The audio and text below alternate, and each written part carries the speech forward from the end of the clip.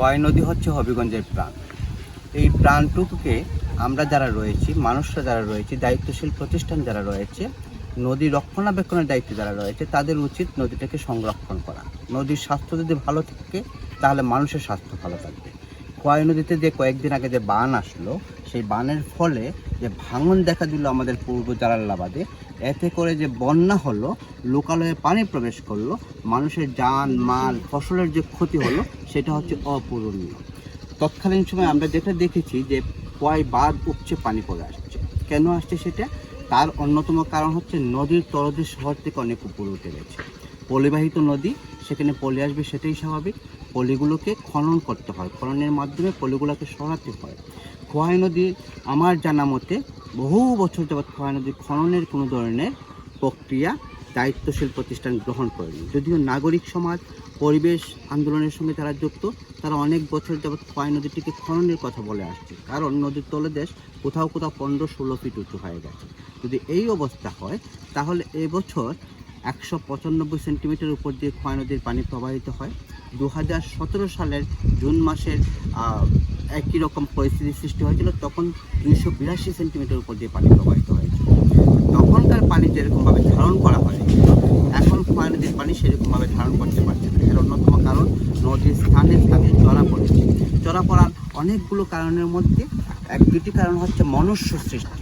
নদীর উপর যে আমরা অনাচার করি, অত্যাচার করছি প্রতিনিয়ত, সেটা একটি অন্যতম কারণ। কীরকমভাবে অত্যাচার করছি? নদী থেকে আমরা এক্সকেভেটর দিয়ে মাটি উঠাচ্ছি, নদী থেকে আমরা ড্রেজার মেশিন থেকে বালু উঠাচ্ছি। এতে করে নদীর মধ্যে যে নদীর তলদেশে যে প্রতিক্রিয়ার সৃষ্টি হয়, জলজ প্রাণীদের ক্ষতিগ্রস্ত হয়, মাছ ক্ষতিগ্রস্ত হয়, সব কিছু মিলিয়ে নদীর যে তলদেশ উঁচু হয়ে যাওয়ার একটি কারণ হচ্ছে এই অপরিকল্পিত অন্যায়ভাবে বালু উত্তোলন, মাটি উত্তোলন করা। এতে করে নদীর বাঁধ ক্ষতিগ্রস্ত হয়। নদীর তীর দিয়ে যখন আমি ভারী ট্র্যাক্টর চালাবো, তখন নদীর আশপাশে যারা মানুষ তারা ক্ষতিগ্রস্ত হবে, নদীর বাঁধের ক্ষতিগ্রস্ত হবে, দুর্বল হয়ে পড়বে।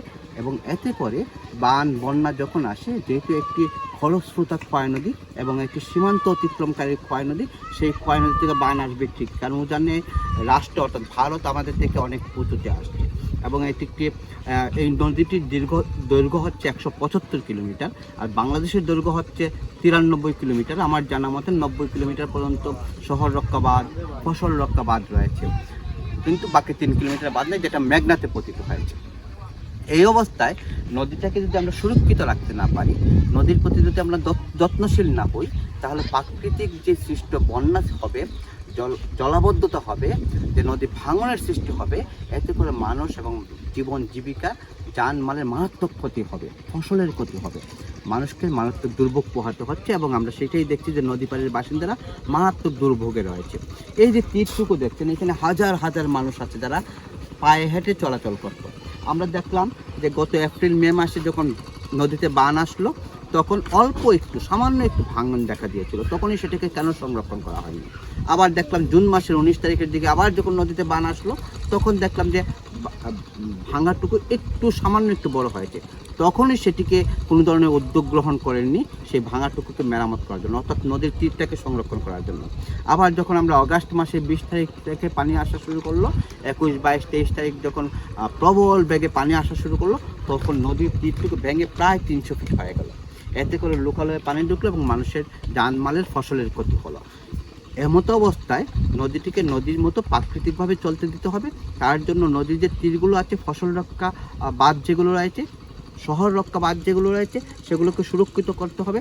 তা না হলে মানুষের যে দুর্ভোগ সেটা প্রতিনিয়ত বেড়ে যাবে, কারণ প্রাকৃতিক দুর্যোগ কখনো বলক হয়ে আসে না। আমরা যদি আরেকটু পেছন দিকে থাকাই, তাহলে দেখবেন যে জলবায়ু পরিবর্তনের ফলে অসময়ে বন্যা, খরা, ঝড় বৃষ্টি, নদীতে প্লাবন এরকম হবে, এবং সেই জন্য আমাদেরকে প্রস্তুতি রাখতে হবে, আগাম প্রস্তুতি রাখতে হবে। তা না রাখলে আমাদের নদীর তীর ক্ষতিগ্রস্ত হবে, বাঁধ ক্ষতিগ্রস্ত হবে, মানুষ ক্ষতিগ্রস্ত হবে।